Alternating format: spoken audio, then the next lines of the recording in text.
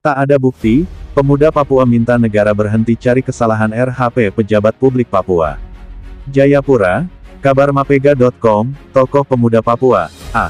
Gonzalves Gobay meminta kepada pemerintah pusat melalui Komisi Pemberantasan Korupsi Republik Indonesia (KPKRI) untuk berhenti mencari kesalahan dan mengintimidasi terhadap pejabat publik pemerintah Kabupaten Provinsi Papua, Riki Hampagawak selaku Bupati Mambremo Tengah, Mamteng. Kami pemuda Papua meminta kepada negara untuk tidak melakukan intimidasi dan mencari kesalahan pada salah satu pejabat Papua apalagi berprasangka buruk kepada Bupati Mambremo Tengah, Riki Hampagawak, kata Gobay kepada kabarmapega.com, Jumat, tanggal 10 Juni tahun 2022. Ia menilai, beredar informasi KPK tetapkan RHP tersangka kasus adalah sesuatu yang tidak mendasar dan telah melakukan pembohongan di depan publik melalui media.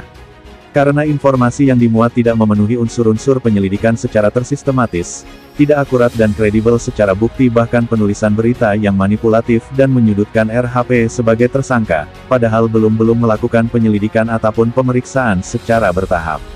KPK mesti jeli dan teliti dalam mengungkapkan fakta kebenarannya. Karena di dalam berita belum ada bukti-bukti yang kuat bahwa RHP ditetapkan sebagai tersangka. KPK bisa kembali diserang sesuai dengan amanat konstitusi. Dan media dan orang-orang yang tidak bertanggung jawab harus bertanggung jawab, kata Gobay. Gobay minta, KPK stop membangun isu apalagi menindas pejabat publik dengan sejumlah tuduhan yang mengada-gada tanpa ada pembuktian yang jelas secara hukum sesuai konstitusi negara Republik Indonesia. Sementara, Octavianus Hesegem, SH, tokoh pemuda Lapago, mengatakan, Riki Hampagawak adalah pejabat publik yang sedang berjuang merebut Partai Demokrat dan akan maju mencalonkan diri sebagai Gubernur Papua tahun 2024. Maka sudah tentu, pihak lain akan merasa tertandingan dan akan memainkan isu dari berbagai aspek untuk menjatuhkan.